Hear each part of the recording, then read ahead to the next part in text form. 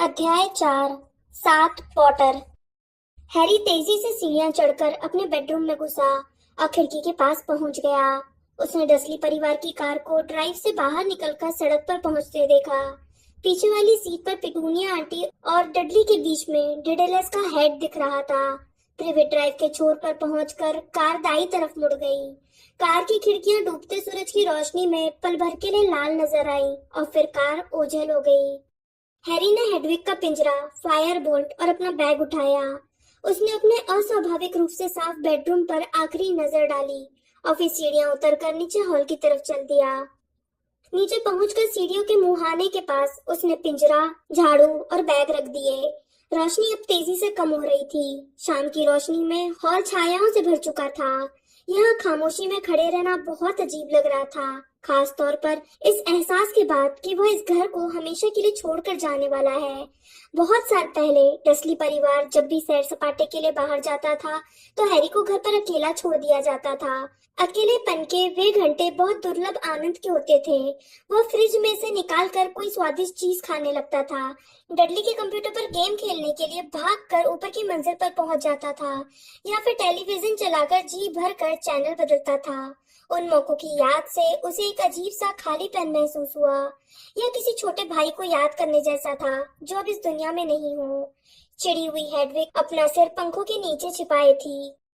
Harry ने उससे कहा, क्या तुम इस जगह को आखिरी बार नहीं देखना चाहती? अब हम यहाँ फिर कभी नहीं आएंगे। क्या तुम इतने सारे अच्छे लम्हों को याद नहीं करना चाहती?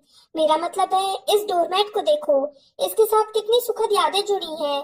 जब मैंने डडली को दम पिशाचों से बचाया था तो उसने इसी पर उल्टी की थी। मुझे अभी अभी पता चला कि डडली मेरा एहसानमंद है। क्या तुम्हें इस बात पर यकीन होता है? और पिछली गर्मियों में डंबलडोर उस सामने वाले दरवाजे से आए थे। पल भर के लिए हैरी के दिमाग में विचारों का सूत्र खो गया और हेडविग ने उसे याद दिलाने की कोई कोशिश भी नहीं की, बल्कि पंखों के नीचे सिर छुपाए बैठी रही। हैरी ने सामने वाले दरवाजे की तरफ अपनी पीठ कर ली। और हेडविग यहाँ। हैरी ने सीढ़ियों के नीचे एक दरवाजा खोला। यहाँ मैं कभी सोता था तो मैं तुमसे नहीं मिला था। ओह, यह जगह तो बहुत ही छोटी है, मैं तो भूल ही गया था।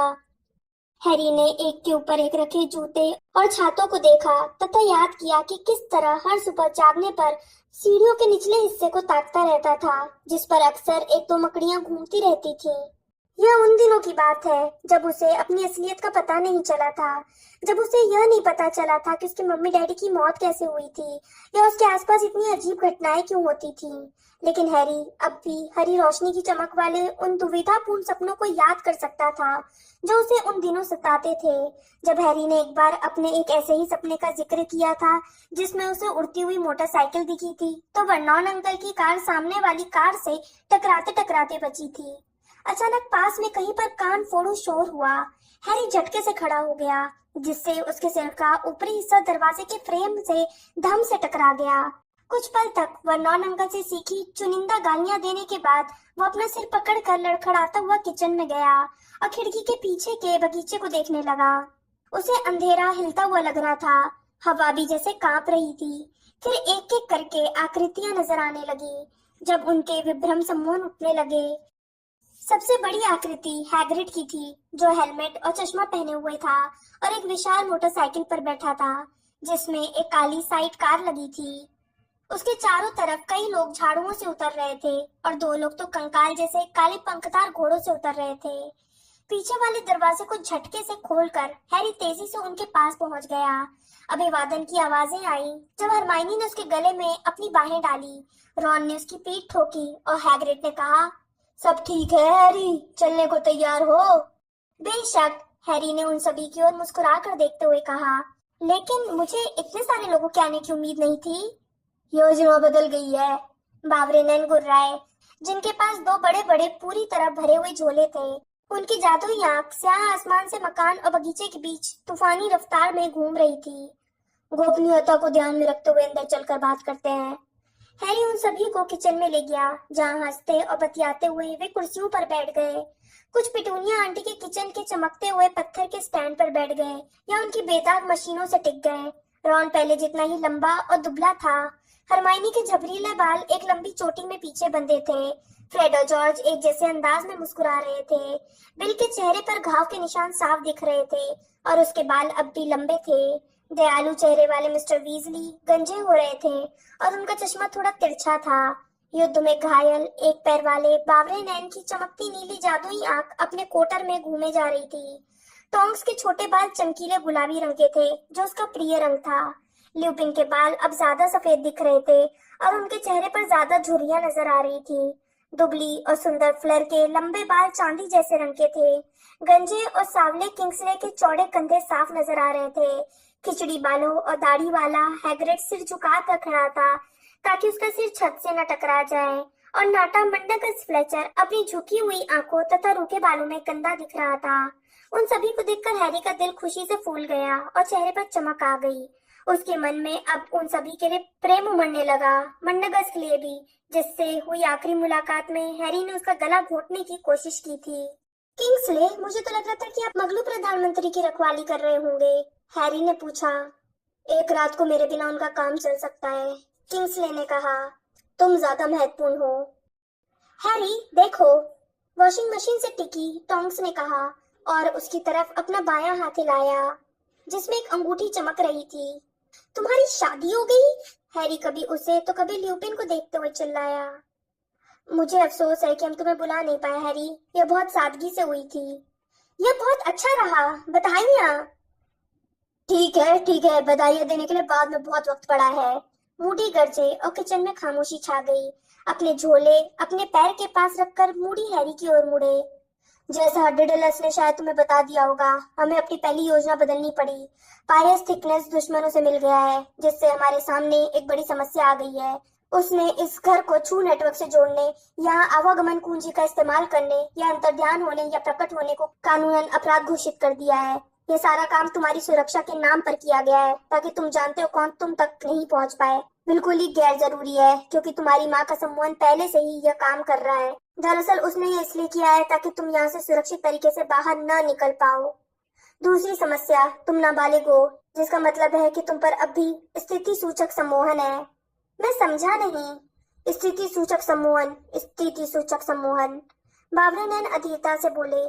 यह एक ऐसा सम्मोहन होता है जो 17 साल से कम बच्चों के आसपास जादुई गतिविधि का पता लगाता है। इसी तरह से मंत्रालय नाबालिग जादूगरों का पता लगाता है। अगर तुम या तुम्हारे आसपास का कोई भी व्यक्ति तुम्हारे यहाँ से बाहर निकलने के लिए जादू करता है, तो थिकनेस को इसके बारे में पता चल जाएगा और प्राणभक्षियों को भी। हम स्थिति सूचक सम्मोहन के खत्म होने का इंतजार नहीं कर सकते, क्योंकि जिस पल तुम 17 साल के हो जाओगे, उसी पल तुम्हारी माँ की दी सारी सुरक्षा खत्म हो जाएगी।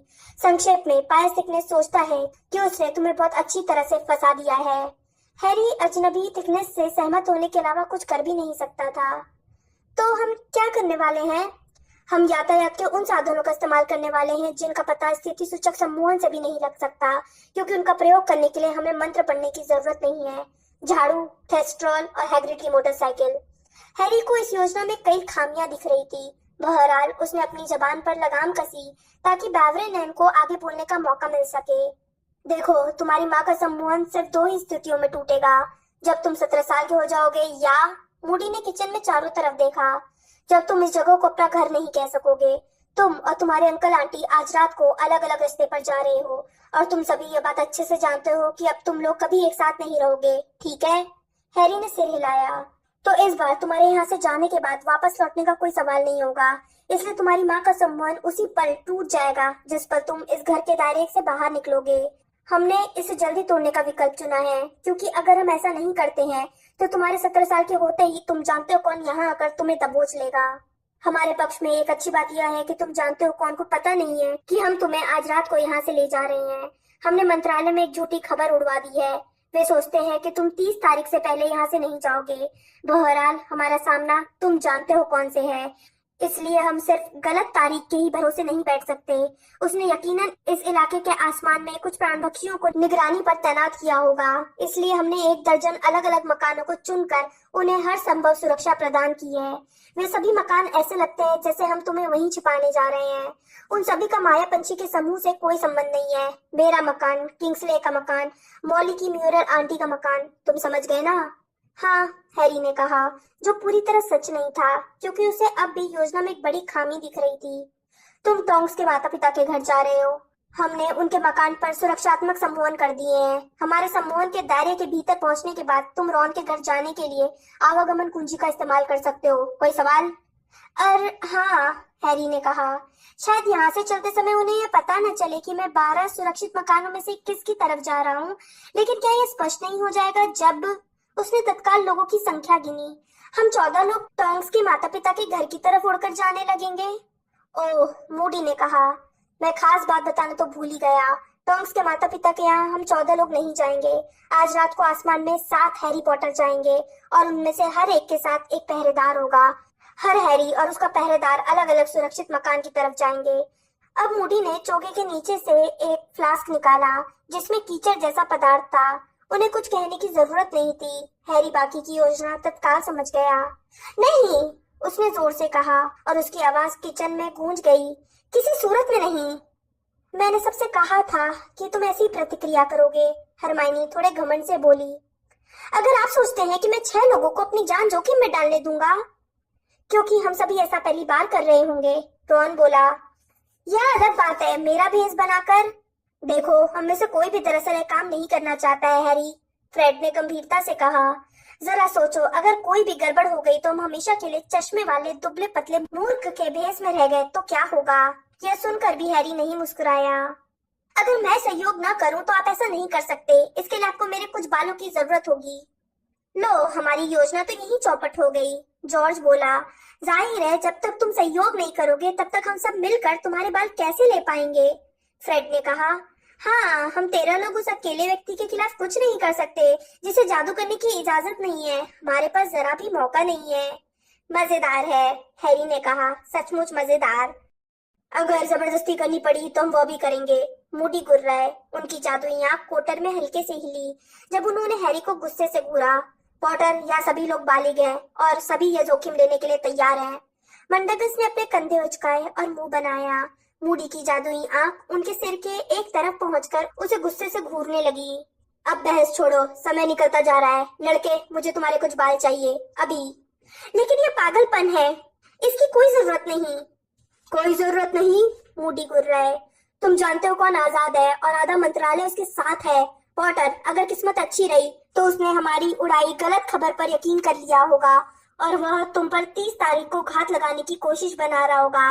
लेकिन अगर उसने निगरानी के लिए 1-2 प्राण पक्षी यहाँ नहीं छोड़ा होगा तो वह पागल है।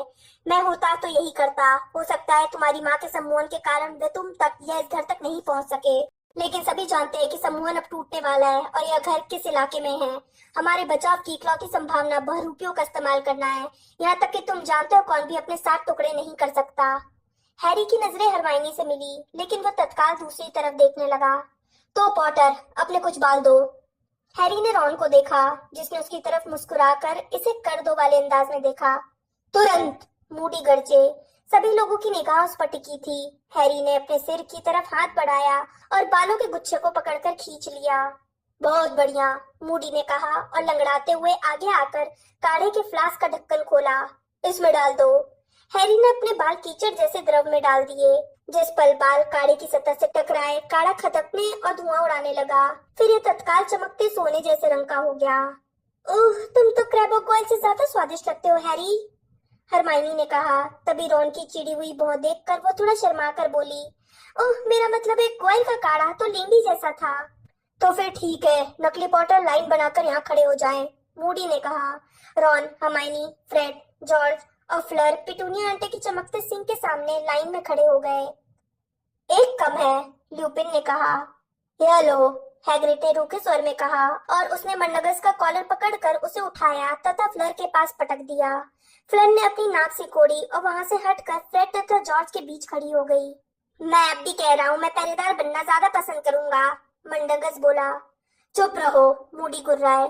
कायर कीड़े, जैसा मैं तुम्हें पहले ही बता चुका हूँ, हमारा सामना जिस भी प्राण पक्षी से होगा वह पॉटर को मारने की नहीं बल्कि पकड़ने की कोशिश करेगा। डंबलडोर हमेशा कहते थे कि तुम जानते हो कौन पॉटर को खुद मारना चाहता है। पहरेदारों को ज्यादा खतरा है क्योंकि प्राण पक्षी उनकी जान लेना चाहेंगे। ये सुनकर मंडगस को कोई खास तसल्ली नहीं हुई, लेकिन तब तक मूडी अपने चोगे के भीतर से आधा दर्जन अंडाकार गिलास निकाल रहे थे। सबको एक एक गिलास थमाकर उन्होंने सब में थोड़ा थोड़ा भेस बदल काढ़ा डाल दिया। चलो एक साथ, Ron, Hermione, Fred, George, flower और मन्नगस ने काढ़ा पी लिया। जब काढ़ा उनके गले से टकराया तो सभी ने ऊ आ की और मुंह बनाया। तत्काल उनके पूरे शरीर में बुलबुले उठने लगे और मांस गर्म मोम की तरह पिघल कर आकार बदलने लगा। हर्माइनी और मन्नगस लंबे हो रहे थे। रॉन, फ्रेड और जॉर्ज छोटे हो रहे थे। उनके बाल काले हो रहे थे। हर्माइनी और फ्लर के बाल उनकी खोपड़ियों के भीतर जा रहे थे। मूडी इस तरफ ध्यान दिए बिना झुककर अपने बड़े झोलों की रस्सियां खोल रहे थे। जब वे दोबारा सीधे खड़े हुए तो उनके सामने 6 हैरी पॉटर हाँफते हुए खड़े थे। फ्रेड और जॉर्ज ने एक दूसरे की ओर मुड़कर एक साथ कहा, वाह, हम तो एक जैसे हैं। क्या पता, वैसे मुझे लगता है मैं अब भी तुमसे ज्यादा अच्छा दिखता हूँ, फ्रेड ने केतली में अपना प्रतिबिंब देखते हुए कहा। फ्लर माइक्रोवेव ओवन में अपनी शक्ल देखते हुए बोली, मेरी तरफ मत देखना, मैं बहुत बुरी दिख रही हूँ। जिनके कपड़े थोड़े ढीले हो गए हैं उनके लिए मेरे पास छोटे कपड़े हैं। मूडी ने पहले झोले की तरफ इशारा किया। और जिनके कपड़े तंग हो गए हो उनके लिए ढीले कपड़े भी हैं। चश्मे मत भूलना, साइड पॉकेट में 6 चश्मे हैं और जब तुम लोग कपड़े बदल लो तो दूसरे बोरे में रखा सामान उठा लेना। असली हैरी ने सोचा कि यह शायद उसके द्वारा देखी गई सबसे विचित्र चीज थी। हालांकि उसने बहुत अजीब चीजें देखी थी। उसने अपने 6 हमशक्लों को झोले में से कपड़े बाहर निकालते, चश्मे लगाते और अपने असली कपड़ों को झोले में ठूंसते देखा। उसका यह कहने का मन हो रहा था कि वे बेशर्मी से कपड़े न बदले, बल्कि उसके शरीर के प्रति थोड़ा सम्मान दिखाएं। यह स्पष्ट था कि अपना शरीर देखने में उन्हें शर्म आती, लेकिन हैरी का शरीर दिखाने में उन्हें जरा भी संकोच नहीं हो रहा था। मैं जानता था कि जिनी ने उस टैटू के बारे में झूठ बोला था, रॉन ने अपने नंगे सीने की तरफ देखते हुए कहा। हैरी, तुम्हारी आंखें तो बहुत कमजोर हैं, हरमाइनी चश्मा लगाते हुए बोली। कपड़ा बदलने के बाद नकली हैरियों ने दूसरे बोरे में से बैग और उल्लू के पिंजरे निकाले, जिसमें से हर एक में रुई से बना सफेद उल्लू था। अच्छी बात है, मूडी ने कहा, जब आखिरकार सातों हैरी कपड़े पहनकर, चश्मा लगाकर और सामान उठाकर उनके सामने तैयार दिखने लगे। जोड़ियां इस तरह है, मंडगस मेरे साथ जाएगा झाड़ू पर। मैं आपके साथ क्यों जाऊंगा? पिछले दरवाजे के सबसे करीब खड़े हैरी ने पूछा। क्योंकि तुम पर निगरानी की सबसे ज्यादा जरूरत है, मूडी गुर्राकर बोले और निश्चित रूप से उनकी जादुई आंख मंडगस पर ही टिकी रही। जब उन्होंने आगे कहा, आर्थर और फ्रेड। मैं जॉर्ज हूँ, उस जुड़वा भाई ने कहा, जिसकी तरफ मूडी इशारा कर रहे थे। हैरी बनने के बाद भी क्या आप हमें नहीं पहचान सकते हैं? माफ करना जॉर्ज, मैं तो मजाक कर रहा था, मैं दरअसल फ्रेड ही हूँ। मजाक छोड़ो, मूडी गुर्राए। दूसरे जुड़वा भाई, तुम जॉर्ज या फ्रेड या जो भी हो, तुम रीमस के साथ रहोगे। मिस डेलाकॉर, मैं फ्लर को थेस्टोल पर ले जा सकता हूँ, बिल ने कहा। उसे झाड़ू की सवारी पसंद नहीं है। फ्लर ने बिल के पास वाले स्टैंड तक जाकर उसे याचना और दास्ता भरे भाव से देखा। हैरी ने पूरे दिल से उम्मीद की कि यह भाव उसके चेहरे पर दोबारा कभी नजर न आए। मिस ग्रेंजर किंग्सले के साथ थेस्टोल पर ही। हरमाइनी ने आश्वस्त होकर किंग्सले की तरफ देखा और मुस्कुरा दी। हैरी जानता था कि हरमाइनी को भी झाड़ू की सवारी करने में ज्यादा आत्मविश्वास नहीं था। तो अब तुम और मैं बचते हैं रॉन, टोंक्स ने उत्साह से कहा और रॉन की तरफ हाथ हिलाते समय एक मग ट्री गिरा दी। रॉन हरमाइनी जितना खुश नहीं दिख रहा था। और तुम हमारे साथ रहोगे हैरी, ठीक है? हैग्रिड ने थोड़े तनाव में दिखते हुए कहा। हम लोग बाइक पर चलेंगे। देखो, झाड़ू और थेस्टोल हमारा वजन नहीं संभाल सकते। सीट पर हमारे बैठने के बाद तुम्हारे लिए ज्यादा जगह नहीं बचेगी, इसलिए तुम साइड कार में बैठोगे। यह बहुत बढ़िया है, हैरी ने कहा, हालांकि यह पूरी तरह सच नहीं था। हमें लगता है कि प्राण पक्षियों को तुम्हारे झाड़ू पर रहने की उम्मीद होगी, मूडी ने कहा, जिन्हें अंदाजा हो गया था कि हैरी कैसा महसूस कर रहा था। स्नेप ने अब तक उन्हें तुम्हारे बारे में हर वो बात बता दी होगी जो पहले कभी नहीं बता पाया होगा। इसलिए मैं शर्त लगाता हूँ कि अगर हम प्राण पक्षियों से टकराते हैं तो वे उस पॉटर को चुनेंगे जो झाड़ू पर उड़ने में माहिर दिख रहा होगा। तो फिर ठीक है, उन्होंने नकली पॉटर के कपड़ों वाले बोरे को बांधते हुए कहा और दरवाजे तक सबसे आगे गए। मैं 3 मिनट का समय देता हूँ, इसके बाद हम यहाँ से चलेंगे। पीछे वाले दरवाजे पर ताला लगाने से कोई फायदा नहीं है। अगर प्राण पक्षी तलाश करने के लिए यहाँ आएंगे तो ताला उन्हें रोक नहीं पाएगा। चलो। हैरी अपना बैग, फायर बोल्ट और हेडविग का पिंजरा उठाने के लिए जल्दी से हॉल में गया ताकि दूसरों के साथ पीछे वाले बगीचे में पहुंच सके। हर तरफ झाड़ुएं निकल रही थी। हरमाइनी किंग्सले की मदद से एक बड़े थेस्टोल पर बैठ चुकी थी। दूसरे थेस्टोल पर फ्लर बिल के साथ बैठी थी। हैग्रिड चश्मा लगाकर मोटरसाइकिल के पास खड़ा था। क्या यही है? क्या यही सीरियस की बाइक है? हाँ, हैग्रिड ने हैरी से मुस्कुराते हुए कहा और आखिरी बार जब तुम इस पर सवार हुए थे तब हम तुम्हें अपने एक हाथ की मुट्ठी में बंद कर सकते थे। साइड कार में बैठते समय हैरी को थोड़े अपमान का एहसास हुआ। वो बाकी सबसे कई फुट नीचे था। रॉन उसे साइड कार में बच्चे की तरह बैठा देखकर हंसा। बैग और झाड़ू को अपने पैरों के पास नीचे रखने के बाद हैरी ने हेडविग का पिंजरा अपने घुटनों के बीच में रख लिया। यह बहुत परेशानी भरा था। आर्थर ने इसमें थोड़ी छेड़छाड़ की है, हैग्रिड ने कहा, जिसे हैरी की परेशानी का जरा भी एहसास नहीं था। वो मोटरसाइकिल पर सवार हो गया, जो थोड़ी चरमराई और कुछ इंच नीचे धंस गई। अब इसके हैंडल बार में कुछ नई करामातें आ गई हैं। यह पहला वाला बटन हमारा विचार था। उसने अपनी मोटी उंगली से स्पीडोमीटर के पास वाले एक बैगनी बटन की तरफ इशारा किया।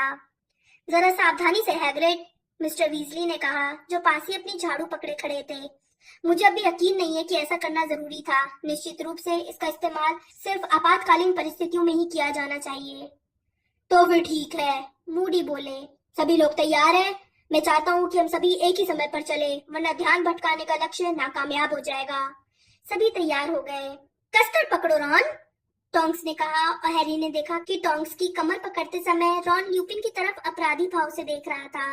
हैग्रिड ने किक मारकर मोटरसाइकिल स्टार्ट कर दी। यह किसी ड्रैगन की तरह गरजी और साइड कार थरथराने लगी। सभी को शुभकामनाएं, मूडी चिल्लाए। सभी लगभग 1 घंटे बाद रॉन के घर मिलते हैं, 3 की गिनती पर। 1, 2, 3। मोटरसाइकिल की भारी गर्जना हुई और हैरी की साइड कार में जोर का झटका लगा। वो तेजी से हवा में उठ रहा था। उसकी आंखों में हल्का सा पानी आ रहा था। उसके बाल चेहरे से टकरा कर पीछे की तरफ उड़ रहे थे। उसके चारों तरफ झाड़ुएं ऊपर उठ रही थी। एक थेस्ट्रॉल की लंबी काली पूंछ उसके पास से निकली। हेडविग के पिंजरे और बैग के कारण उसके पैर साइड कार में हिल तक नहीं सकते थे। उनमें अभी से दर्द होने लगा था तथा वे सुन्न होने लगे थे। वो इतने कष्ट में था कि प्रिवेट ड्राइव के मकान नंबर 4 की आखिरी झलक तक देखना भूल गया। जब तक उसने साइड कार के कोने से देखा तब तक देर हो चुकी थी और वह यह नहीं बता सकता था कि यह कौन सा मकान था। वे लोग आसमान में ऊंचे और ऊंचे उठते चले गए और तभी अचानक हवा में से, शून्य में से कुछ लोग निकले और उन्हें घेर लिया। कम से कम 30 नकाबपोश आकृतियों ने बीच हवा में एक बड़ा घेरा बना रखा था, जिनके बीच में मायापंछी का समूह हवा में उठा था, जिसे इस बात का जरा भी पता नहीं था। हर तरफ चीखें सुनाई दे रही थी और हरी रोशनी के धमाके हो रहे थे। हैग्रिड चीखा और मोटरसाइकिल उल्टी हो गई। हैरी को जरा भी एहसास नहीं हो रहा था कि वे कहाँ थे। उसके सिर के ऊपर स्ट्रीट लाइट्स दिख रही थी। उसके चारों ओर चीखें सुनाई दे रही थी और वह जान बचाने के लिए साइड कार को कसकर पकड़े हुए था। हेडविग का पिंजरा, फायर बोल्ट और बैग घुटने के नीचे से फिसलने लगे। नहीं, हेडविग! झाड़ू जमीन की तरफ गिरने लगी, लेकिन जब मोटरसाइकिल लहराकर दोबारा सही स्थिति में आई तो उसने समय रहते अपने बैग के फीते और पिंजरे के ऊपरी हिस्से को पकड़ लिया। 1 सेकंड की राहत और फिर हरी रोशनी का एक और धमाका। उल्लू चीखी और पिंजरे में नीचे गिर गई। नहीं, नहीं! मोटरसाइकिल तेजी से आगे बढ़ी। जब हैग्रिड उनके घेरे को धमाके से भेदता हुआ निकला तो हैरी ने नकाबपोश आकृतियों को तितर-बितर होते देखा। Hedwig, Hedwig! लेकिन उल्लू अपने पिंजरे के फर्श पर किसी खिलौने की तरह स्थिर और बेजान पड़ी रही। हैरी उसे अंदर नहीं रख पाया और दूसरों की चिंता में दहशत में आ गया। उसने अपने कंधे के पीछे देखा। वहां उसे बहुत से लोग और हरी रोशनियां दिख रही थी। झाड़ुओं पर 2 जोड़ी लोग कुछ दूर उड़ रहे थे, लेकिन वो उन्हें पहचान नहीं पाया। हैग्रिड, हमें वापस लौटना होगा, वापस लौटना होगा! इंजन की गरज के ऊपर से चिल्लाते हुए उसने अपनी छड़ी बाहर निकाली। हेडविग के पिंजरे को दोबारा फर्श पर रख दिया और यह मानने से इनकार कर दिया कि वो मर गई है। हैग्रिड, मुड़ो! हमारा काम तुम्हें सुरक्षित पहुंचाना है, हैरी। हैग्रिड रफ्तार बढ़ाते हुए चिंघाड़ा। रुको, रुको! हैरी चिल्लाया, लेकिन जैसे ही वह पीछे देखने के लिए मुड़ा, हरी रोशनी की 2 लपटें उसके बाएं कान के पास से गुजरी। 4 प्राणपक्षी घेरा छोड़कर उनका पीछा करने लगे थे। वे हैग्रिड की चौड़ी पीठ पर निशाना साध रहे थे। हैग्रिड इधर-उधर हटकर बच रहा था, लेकिन प्राणपक्षी बाइक के पीछे पीछे उड़ रहे थे। उनके मारक शापों से बचने के लिए हैरी को साइड कार से नीचे झुकना पड़ा। जैसे तैसे ऊपर होकर वह चिल्लाया, स्तब्ध हो! उसकी छड़ी से लाल लपट निकली, जिससे बचने के लिए जब पीछा करने वाले चारों प्राणपक्षी इधर-उधर हुए तो उनके बीच में एक खाली जगह बन गई। कसकर पकड़ना हैरी, इससे काम हो जाएगा।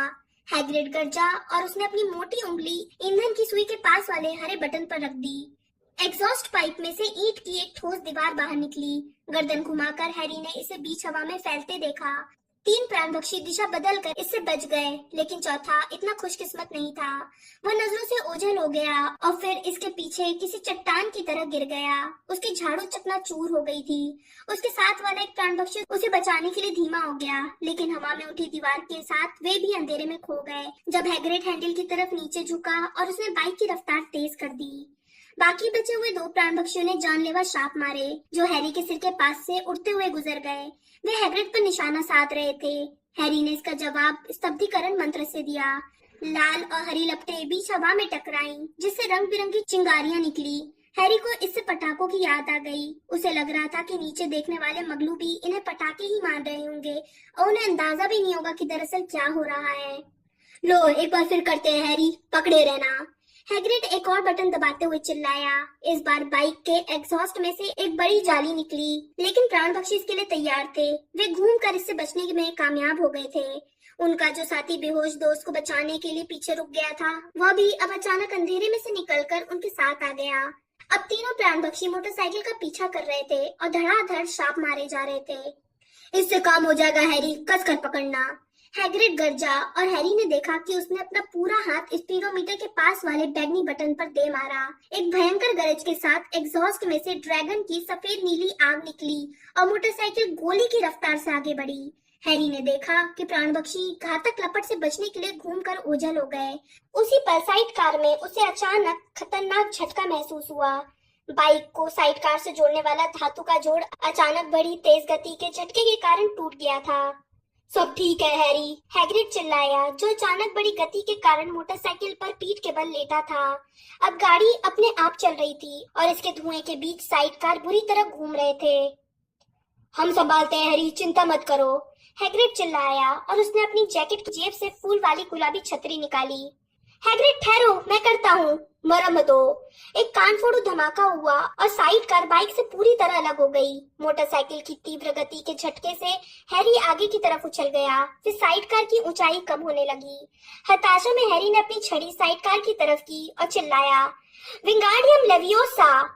साइड कार किसी कॉर्क की तरह उड़ी। इसे चलाना संभव नहीं था, लेकिन कम से कम ये हवा में तो थी। बहरहाल ये राहत पल भर की ही थी, क्योंकि तभी बहुत से सांप उसके पास से गुजरने लगे।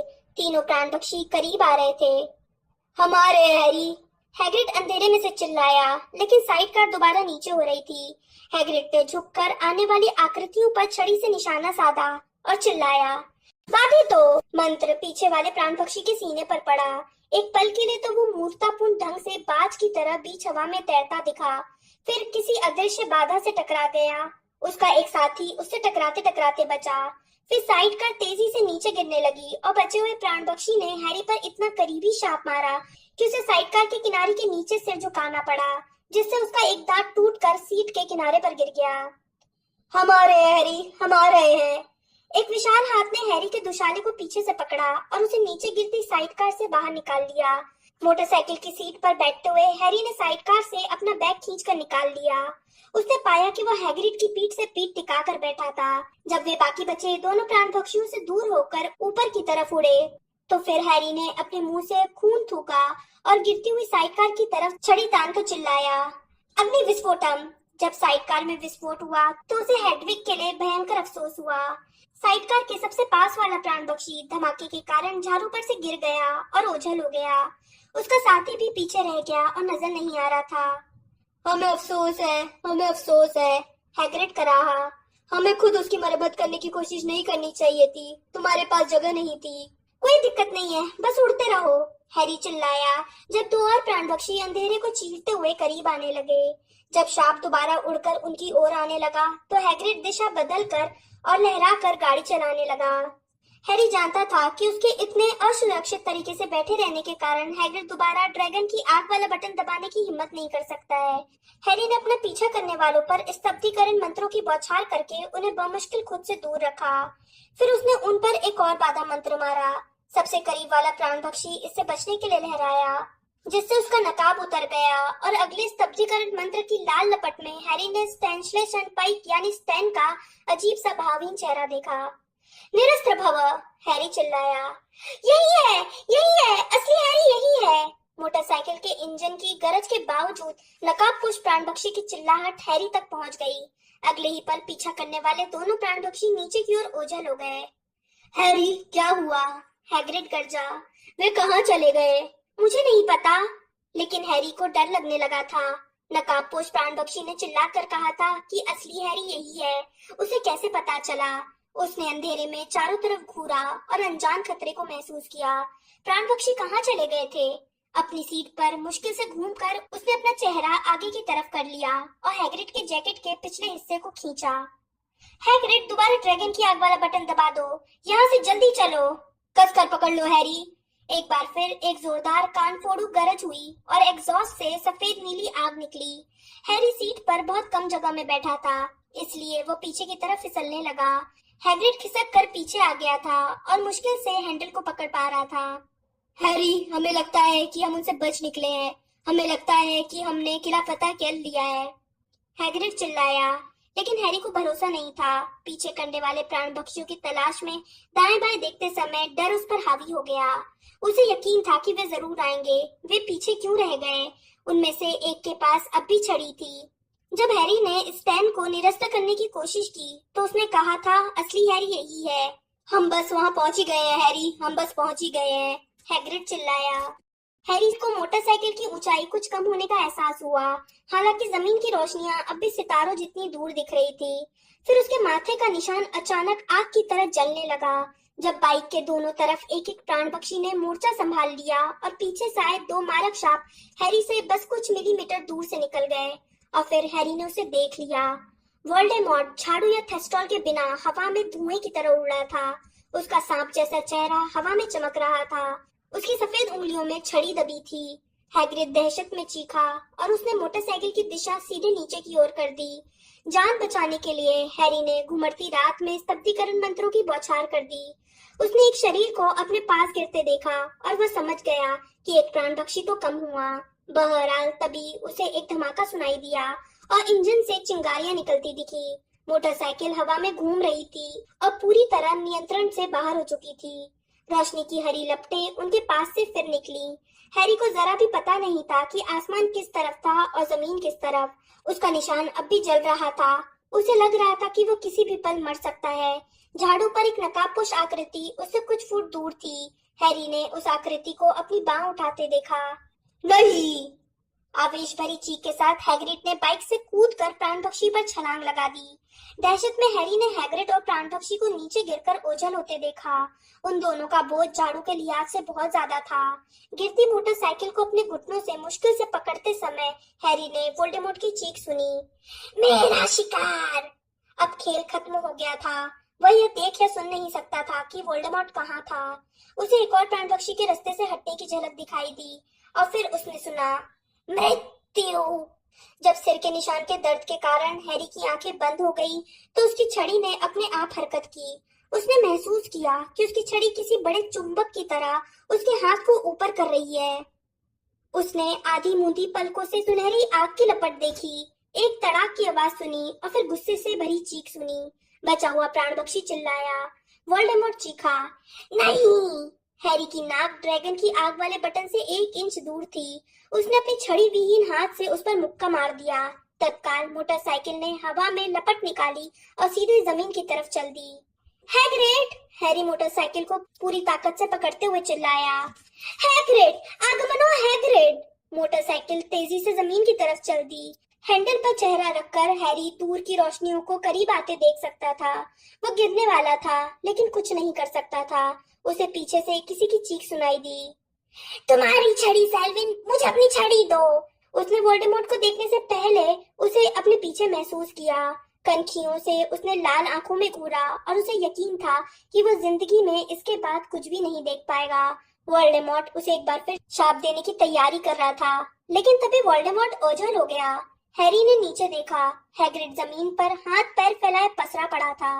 उससे टक्कर ना हो जाए इस कोशिश में हैरी ने हैंडल को कसकर खींचा और ब्रेक की तलाश की, लेकिन जमीन को हिलाने वाले कान फोड़ू धमाके के साथ वो कीचड़ भरे पोखर में गिर गया।